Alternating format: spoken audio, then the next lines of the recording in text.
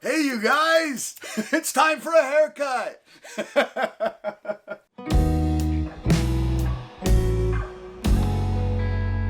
So if you've been following along, we already planted our onions and they're doing pretty good. They're getting very tall and they're not ready to go in the ground until after last frost. So we need to give them a haircut. I've already given them one before. Gonna do it again. Pretty much anytime they get up about 5 inches or something, I try to cut them back to, well, I probably cut mine from about 6 inches back to about 4 inches. And it won't hurt them at all. They'll do just fine. This is their second cutting, like I say. So you can see all these ones are already starting to hit the lights. And you can see they're getting some burnt tips and stuff. You can also see there's a little mold in there. You could put cinnamon on that, and that would probably knock that off. Onions are really tough, so you got to worry a little less about damping off. But yeah, it does. I do notice about these trays, they cup a little bit. I don't know if you can see that. If you look here, they don't quite fit in the tray. So when I push down one corner or the other, it moves. So it stays wet in there, and these dry out, and then I water it again. So too much water. And it looks like they also might need a little food here. There's a little yellowing to them and stuff. We might give them half strength fertilizer. But in the meantime, we got some dinner to eat, so we're just gonna cut a bunch of chives. I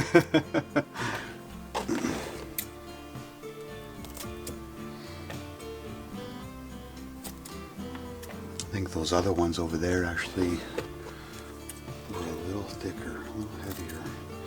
These are we've got ramrods for our green onions, our scallions. And this is it's a red onion, obviously, as you can tell. Now you can tell the difference between those and those. Those are all of our red onions. Those are ruby rings. I think so. Does that sound right? I think those are ruby rings. I forget. I have to check the pack.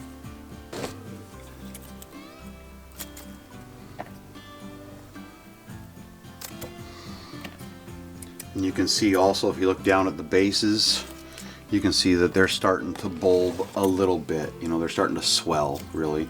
They don't actually bulb until they've grown all of their greenery over the summer, and then the daylight length gets to a certain point, and then they start to bulb. So all the green growth that you're doing before that is what's promoting a layer. Every leaf is a layer of your onion. So some people do recommend cutting them, giving them haircuts to make them leaf more so you get more layers. But everybody that grows a ton of onions and does it really, really well, they don't cut them. They can give them a haircut if they're inside or something like that. But after that, they don't worry about it. Interesting, people go about things different ways. All right.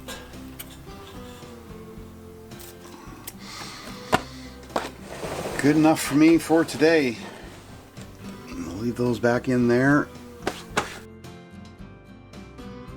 I gotta lower all of our shelves, all of our stuff. So when we were in Shoreline, we were zone 8, and the last frost date was March 25th. We moved out here onto the peninsula, just across the water. It's not very far. I knew we were still in zone 8, of course. I'd researched all of that, and I started planting seeds with that in mind.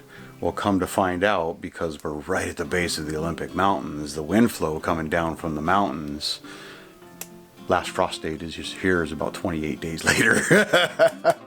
So all of our brassicas, our cabbage, our cauliflower, our broccoli, all of that was started too soon.